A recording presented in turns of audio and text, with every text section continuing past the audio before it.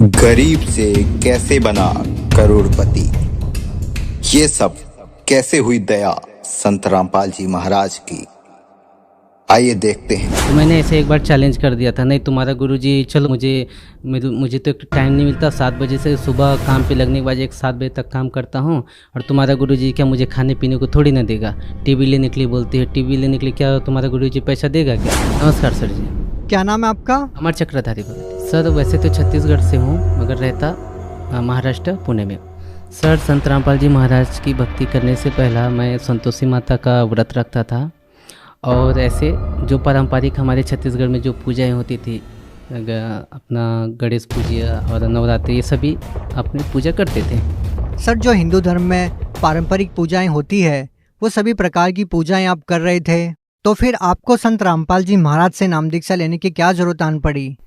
Sir ये सब पूजा करते हुए भी अपने को ये खाली कुछ भी लाभ नहीं होता था भगत। इतने सारे अपन पूजा करते थे मगर अपने हाथों में कुछ भी नहीं आता था। बहुत सारी पूजा करने के बाद ऐसा दिखता था नहीं था कि अपने को कुछ लाभ हुआ हो अपनी ज़िंदगी। इसलिए थोड़ा सा कि पिताजी ने हमको ये बोला कि भाई ऐसा ऐसा भक्ति है तो आप करके देखो। तो हम वो बार बार इग्नोर करते थे कि हाँ इस बाबा बाबा के चक्कर में पड़ेंगे, और ये अपना ठीक है, इतना अपना अच्छा चल रहा है। तो पिताजी फिर भी बार बार हमको प्रेशर करते थे, नहीं भाई कर लो कर लो। तो मैंने ऐसे एक बार चैलेंज कर दिया था, नहीं तुम्हारा गुरुजी चलो, मुझे तो एक टाइम नहीं मिलता, 7 बजे से सुबह काम पे लगने के बाद 7 बजे तक काम करता हूँ, और तुम्हारा गुरुजी क्या मुझे खाने पीने को थोड़ी ना देगा। टीवी लेने के लिए बोलते हैं, टीवी लेने के लिए क्या तुम्हारा गुरुजी पैसा देगा क्या? तो पिताजी ने भी ऐसा ही बोल दिया कि हाँ क्यों नहीं देगा, अपना गुरुजी सबको देता तो तुमको भी देगा। ठीक है मैं तुम्हारे गुरुजी को देखता हूँ और मैं बोलता हूँ, फिर मैं लेता हूँ, यानी कि टीवी आपका गुरुजी पैसा दिया। तो बाद में क्या हुआ भगत जी, मैंने टीवी ली। भगत जी फर्स्ट टाइम ही मेरे को, जब भी मैंने मेरे पिताजी के बोलने से मैंने वो सब किया, बाद में मुझे 3 लाख रुपए का 3 महीने में ऐसा लाभ हुआ। तब उस समय मैं जुड़ा नहीं था। बाद में मेरे दिल में ऐसे जगह बन गई, यार इतना ये कैसा क्या हो गया। तो बाद में पिताजी ने मैं बोला, देखो कितना तुमको अच्छा लाभ हो गया, अभी तुम क्या करो, नाम दीक्षा लो और वो भक्ति करो। तो मैं उनको झूठ मूठ का ऐसे ही बोल दिया कि ठीक है अपन करेंगे। बाद में मेरी शादी तय हो गई। शादी में कैसे भगत जी, छत्तीसगढ़ में मेरा शादी होना था, तो मेरे शादी में 4 बकरे कटना था। 4 बकरे कटना था, तो उसके जितने भी ब्लड है ना, उसमें मुझे चल के हमारा जो कुल देवता है, मेरे पिताजी को तो अलग कर दिए थे समाज से, मगर जो हमारे कुल देवता है उसमें मुझे पाँव में चल के वो निशान करके मुझे कुल देवता के पास में जाना था। तो मैं मेरे चाचा लोग को बोला कि मुझे ये नहीं होने वाला है, आप लोग कुछ दूसरा रास्ता निकालो। तो सब लोग गांव वाले बोलने वाले, घर वाले बोलने लगे, नहीं ये तूने नहीं किया तो तू मर जाएगा।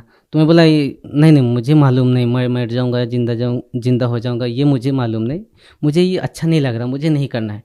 सब लोग ने बोला कि पहले इसका पापा पागल है इस लाइन में जुड़ने के बाद में, अभी बेटा भी कैसा रूखा बात करता है, अभी इसके घर में कुछ तो बड़ा कलेश होने वाला है। मैंने उनको बोला जो होगा देखा जाएगा, आप लोग शादी की तैयारी करो। बाद में शादी तैयारी करने के बाद में भगत जी मैं गांव गया, मेरी शादी हो गई। शादी होने के बाद में मैं अपना फिर महाराष्ट्र आ गया। महाराष्ट्र आने के बाद में मेरे पिताजी फिर फ़ोन करने लगे कि बेटा क्या हुआ है, क्या कुछ तैयारी जाते हैं। तो पिताजी का ज़्यादा ऐसा प्रेशर होने का, तो मैं बोला चलो यार इनका भी कुछ रह जाएगा मान सम्मान, चलो एक बार घूम के आते हैं। तो घूम के आने के बाद भगत जी उधर गए। बरवाला जाने के बाद में वहाँ का माहौल बहुत अच्छा लगा, मगर अपन ऐसे ही फॉर्मेलिटी गए थे। पिताजी हमको प्रेशर करता था, और मेरी भक्तमती को भी बोला था हम नहीं उधर जुड़ने वाले, अपन खाली घूम के आ जाएंगे, इनका भी मन शांत हो जाएगा, अपन को बार बार बोलेंगे नहीं। उधर जाने के बाद भगत जी अच्छा सा लगा, मगर मन भी नहीं हुआ कि जुड़ जाते हैं। बाद में वहाँ का कुछ नियम था कि भाई संत रामपाल जी महाराज से आशीर्वाद लेने से पहला आपको नाम दीक्षा लेनी होती है। मैं बोला यार इतना दूर आए हैं यार, आशीर्वाद ले लेते, चलो झूठ मूठ का ना अपन नाम दीक्षा ही ले लेते, परमात्मा चलो आशीर्वाद है, कुछ तो अपना अच्छा कुछ हो जाए बोल के अपन जुड़ गए। चलो जुड़ जाते, देखेंगे आगे कुछ होगा देखी जाएगी। तो मैंने नाम दीक्षा ले ली। नाम दीक्षा लेने के बाद में फिर लाइन में लगा। माइयों की तरफ से परमात्मा आशीर्वाद देते आए, फिर हमारी तरफ से फिर परमात्मा आशीर्वाद देते गए। मुझे आशीर्वाद देने के बाद में भगत फिर माइयों की तरफ में गई आशीर्वाद देने के लिए। फिर भगत लोग पंडा हटा दिए, फिर दूसरा लाइन लगा। उस लाइन में फिर मैं ज़बरदस्ती घुस के फिर एक बार परमात्मा का आशीर्वाद लिया। बाद में मुझे अच्छा सा सुकून अच्छा लगा, ऐसा लगा कि जैसे कि मुझे कुछ बोझ सर से हट गए। ये दुनिया का झंझट ही ऐसा है कि उधर कहाँ मर रहे थे, इधर ही चलो ठीक ठाक है, कुछ लफड़ा नहीं है, यहाँ सब अच्छे विचार वाले लोग रहते हैं। बाद में मैं मेरी भगतमती के पास गया कि यार चलो भाई तुम भी जुड़ जाओ, अच्छा मुझे लग रहा। फिर वो मेरे से झगड़ा करने लगी कि मैं इसी कारण तुम्हारे साथ नहीं आ रही थी, तुम मुझे मालूम था तुम जुड़ने वाले हो, मुझे झूठ मूठ का लेके आ गए। तो सर, जब आपने संत रामपाल जी महाराज से नाम दीक्षा ली, संत रामपाल जी महाराज से नाम दीक्षा लेने के बाद क्या कोई लाभ भी मिला आपको? हाँ, लाभ तो बहुत सारा मिला सर जी। जब हम लोग महाराष्ट्र आए, मेरी भगतमती प्रेग्नेंट थी। मेरा ये लड़का होने के बाद में भगत जी उनका एक स्तन से दूध आना बंद हो गया।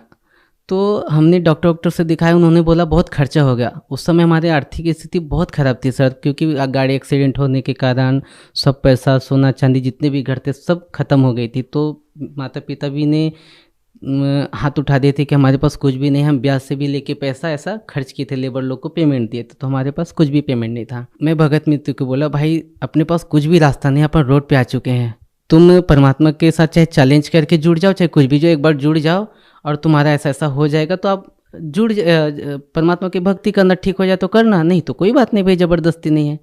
तो उन्होंने भी ठीक है चलो देखते हैं, अभी तुम्हारा गुरुजी मेरे को ठीक कर देंगे ना, तो मैं नाम दीक्षा ले लेना ऐसे बोले। तो सर वो जो चैलेंज परमात्मा को किए थे, उन्होंने बोला था तुम्हारे गुरुजी मुझे अच्छे कर देंगे तो मैं जुड़ जाऊंगी। तो उन्होंने संत रामपाल जी महाराज को अरदास लगाई और बोले कि गुरुजी आप मुझे कहीं ठीक कर देते हो तो मैं आपकी भक्ति करूंगी। मेरी पत्नी की सीना इतनी फूलती जा रही थी क्योंकि दूध बाहर नहीं निकल पा रहा था, पूरा ब्लॉक हुआ था। इसके कारण धीरे धीरे पूरी बॉडी दूध के कारण भर गई थी, निकल भी नहीं रहा था और वो दर्द कम नहीं हो रहा था। बाद में संत रामपाल जी महाराज को चैलेंज किया कि आप मुझे बिना पैसे के यदि ठीक हो जाता है तो आपके संत रामपाल जी महाराज से मैं नाम दीक्षा ले लूँगी। तो मैं बोला ठीक है, आपके संत रामपाल जी महाराज सब ठीक करेंगे, आप पहले दीक्षा ले लो। उन्होंने अरदास लगाई, भगवान आप मेरी ये प्रॉब्लम है सॉल्व कर दो, हमारे पास पैसा कुछ भी नहीं, हमारी आर्थिक स्थिति खराब है, डॉक्टर भी ऑपरेशन के लिए बोल रहे हैं, हमारे पास पैसा भी नहीं है, हमारी आर्थिक स्थिति भी बहुत खराब है, आप हमारे ऐसा हमारा प्रॉब्लम सॉल्व हो जाएगा तो मैं आपकी भक्ति करूँगी। तो परमात्मा की ऐसे चमत्कार हुई भगत जी, बिना दवाई के एक 15 से 20 दिनों के अंदर में वो स्वस्थ हो गई। वो फिर फूट के वहाँ से मवाद निकला, फिर धीरे धीरे उसमें हमने मेडिकल में ही जा के एक 20 रुपए का पाउडर होता है वो डाल के ऐसा उसको दवाई लगा के ठीक हो गया। अब डॉक्टर के पास में गया नहीं कि बड़ा ऑपरेशन का ऐसा कुछ खर्चा ही नहीं आया। फिर संत रामपाल जी महाराज के कारण मेरी धर्मपत्नी की तबीयत ठीक हो जाने के कारण उसको पूर्ण लाभ हुआ। आज वो नाम दीक्षा ले चुकी है और मस्त मेरे से अच्छी वो अभी भक्ति कर रही है। अभी हमारा वापस मैं सांगली चला गया अपनी जगह पे जहाँ पे रहता था। वहाँ जाने के बाद अपना आर्थिक स्थिति थोड़ा ख़राब हो गया था। उसके बाद में हम गांव जाने वाले थे, मेरे पास लास्ट 500 रुपये ही बचा था। तो सर जी मेरे पास लास्ट 500 रुपये थे, तो हमने नियोजन कर लिया था कि भाई चलो महाराष्ट्र से छत्तीसगढ़ जाते हैं और अपना कुछ नहीं है, इधर पूरा बिजनेस थोड़ा सा लॉस हुआ, अपन उधर ही जाके कुछ तो खेती बाड़ी करेगी। सर जी वहाँ से फिर मेरे को एक फ़ोन आया, संत रामपाल जी महाराज से हमने अरदास लगाई थी, तो परमात्मा ने संत रामपाल जी महाराज ने वहाँ से उनका आदेश आया था कि परमात्मा दया करेंगे, आप लोग भगवान की भक्ति करते रहो। संत रामपाल जी महाराज का ऐसा आदेश आया। तो भगत जी हम 500 रुपये ही मेरे पास था, गया तो वहाँ से फ़ोन आया कि आपको एक 60 लाख का टेंडर आपको हम देते हैं। तो मैं कम से कम भगत जी उनको सर जी उनको 50 बार बोला कि ये मुझे कैसे आ सकता है, मैं तो ये बिल्डिंग बनाने का काम ही नहीं करता, मैं लेबर कॉन्ट्रैक्टर हूँ। लेबर कॉन्ट्रैक्टर, आप मुझे बिल्डर का काम बता रहे कि आपको हम इतना पैसा देंगे और आपको हमारा घर बना के देना पड़ेगा। तो कम से कम उसको मैं 50 फ़ोन लगाया और बाद में पूरा वेरीफाई किया कि भाई सच में ऐसा है क्या। तो बोले हाँ है। तो बोले नहीं मुझे यकीन नहीं होता। तो मैं वो 500 रुपये लेके उनके पास गया। वो मुझे उसमें नाश्ता भी करना था, पेट्रोल भी डलाना था और 70 किलोमीटर जाके वापस भी आना था, मतलब 150 किलोमीटर जाना आना था। गया, सर जी इतना बड़ा चमत्कार हुआ परमात्मा संत रामपाल जी महाराज की वजह से। मुझे 50,000 रुपये जगह पे एडवांस दिया। मेरे पास सिर्फ 500 रुपये था लास्ट टाइम। जब मुझे 50,000 रुपये दिया तो मेरी वहाँ पे आंसू निकल गए। मैं बोला भगवान ये क्या मेरे पास इतना बड़ा चमत्कार हो गया कि मैं यहाँ का अनजान, मैं छत्तीसगढ़ का रहने वाला, ये मुझे 50,000 कैसे दे दिए, क्या हुआ कैसे हुआ बोल के।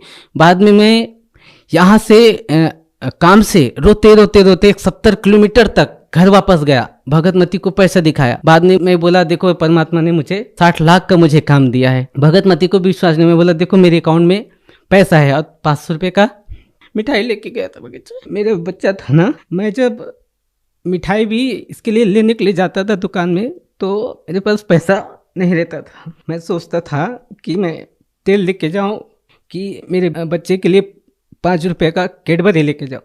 इतना मेरी हालत ख़राब थी, मुझे कुछ भी समझ में नहीं आता था, इतना वीकनेस हो गया था। मगर परमात्मा ने जब 50,000 रुपये दिया, रोते रोते पूरा वहाँ तक गया अपनी भगत में।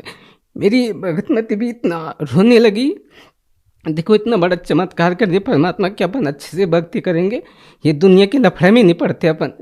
सब जो दुनिया अपने को रखे या ना रखे, संत रामपाल जी महाराज को जिंदगी भर अपन छोड़ेंगे नहीं। जान दो दुनिया की, अपना अपन दुनिया की सुनने वाले नहीं, अपने छोकर गांव निकाला करे, चाहे दुनिया से कहीं से भी कुछ भी, अपन परमात्मा को नहीं छोड़ेंगे। ये इनका जीवन दान देने का मेरे को भगत जी अभी के डेट में कम से कम 60 लाख मुझे काम मिलने के बाद भगत जी सर जी मैंने उनका पूरा काम कंप्लीट किया। कम से कम 1.5 करोड़ का अब तक काम किया उनका भी। मेरा काम अभी कम से 8 साइड मैंने फाइनल किए हैं। 3 काम मिलने के 60 लाख का टेंडर हुआ, वो फाइनल किया। बाद में मुझे 3 काम और मिला, कम से कम 40 लाख का, वो फाइनल किया। अभी कम से कम मेरा 25 लाख का काम चालू है, वो मैंने अभी पेंडिंग है, आधा अधूरा काम है।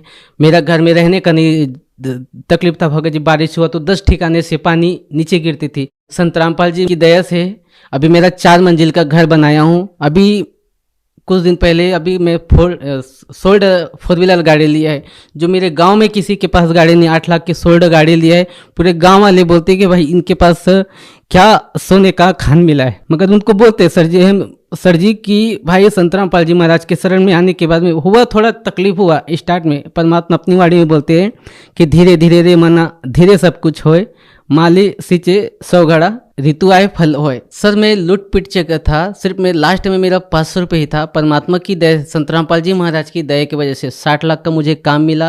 अभी मेरे करोड़ों का बिजनेस चालू है। 4 मंजिले का घर टिका लिया हूँ। मेरे गांव आसपास, मेरे गांव में क्या सर जी, आसपास की एक 20 किलोमीटर 50 किलोमीटर आप भी घूमेंगे तो किसी का 4 मंजिल मकान नहीं है। सोल्ड मैंने गाड़ी ले ली। अभी परमात्मा की दया से, संत रामपाल जी महाराज की दया से अभी भगत जी मैं अपने एरिया में टॉप में हूँ। सब बोलते कि भाई ये अच्छे लाइन में जुड़े। पहले तो हमको कोसते थे कहाँ ये अपने ज़िंदगी बर्बाद कर। अभी इस परमात्मा का भी उन लोग भी बोलते हैं संत रामपाल जी महाराज का ज्ञान अच्छा है, और वो भी अभी सहयोग करते हैं मेरे गांव में। आपको मैं एक और बात बताना चाहता हूँ। जब हम गांव में रहते थे तो हमारा दारू का धंधा था, चिकन मटन का धंधा था, बकरी बेचते थे, मुर्गी बेचते थे, कबूतर, ये सब चीज़ बेचते थे। हम क्या करते थे, 10 दारू की जो बोतल रहती थी उसको हम खोल के 10 का उसमें पानी डाल के उसको 15 बनाते थे, और उसको सही तरीके से लेवल लगा के सब बेच देते थे। मतलब 2 नंबर का काम सब करते थे। फिर सिगरेट पीता था मैं, इतना सिगरेट पीता था कि मेरे हाथों से सिगरेट हटती नहीं थी। जब तक मेरा 2-3 पैकेट 4 पैकेट ख़त्म नहीं होता था, 12-1 बजे 2-2 3-3 बजे तक जगता था। सर हमको टेंशन आ गई थी कि परमात्मा संत रामपाल जी महाराज के नियम में लिखा था तुमको यही नहीं करना, तुमको शराब नहीं बेचना, कुछ ये बकरे नहीं बेचना, बकरे नहीं काटना, ये नहीं करना। वो तो हमको टेंशन आई कि हमारा घर गृहस्थी कैसे चलेगा। संत रामपाल जी महाराज की दया से अभी ऐसा दया भगत जी, मेरा भी करोड़ों का बिजनेस है। सब धंधा, वो गोरख धंधा छोड़ने के बाद में अभी देखो भगत जी मेरे एरिया में परमात्मा ने मुझे शिखर पे पहुंचाया है। अभी मुझे 1 रुपए की कहीं किसी से हाथ फैलाने की किसी की गरज नहीं है कि मैं किसी से 5 रुपए मांगू या 10 रुपए मांगू। परमात्मा ने मुझे शिखर पे पहुंचाया है। सर जी मैं परमात्मा मैं अपने संत रामपाल जी महाराज के लिए ये शब्द उच्चारण करता हूँ, क्योंकि मेरा भगवान और सब कुछ मेरा संत रामपाल जी महाराज। मुझे तो पता नहीं कि कौन क्या है, मगर मेरे लिए संत रामपाल जी महाराज मेरे लिए भगवान है। सर आप भगत समाज को क्या संदेश देना चाहते हैं? सर भक्त समाज को क्या संदेश दूंगा कि मेरा देखो ना सर जी, मेरा पहला कैसा था, हम लोग इतने दारू बेचते थे, सब बुरी सी बुरी धंधा करते थे, फिर भी हमको बरकत नहीं मिली। मगर संत रामपाल जी महाराज के शरण में आने के बाद में पूरी बुराई छूट गई, और मेरा 500 रुपये लास्ट था। अभी परमात्मा ने उसको करोड़ों में परिवर्तन किया। ये मेरे साथ में लाभ हुआ है, चमत्कार हुआ है मेरे साथ में। तो आप भी आइए परमात्मा के संत रामपाल जी महाराज के शरण में और अपना जीवन कल्याण कराइए।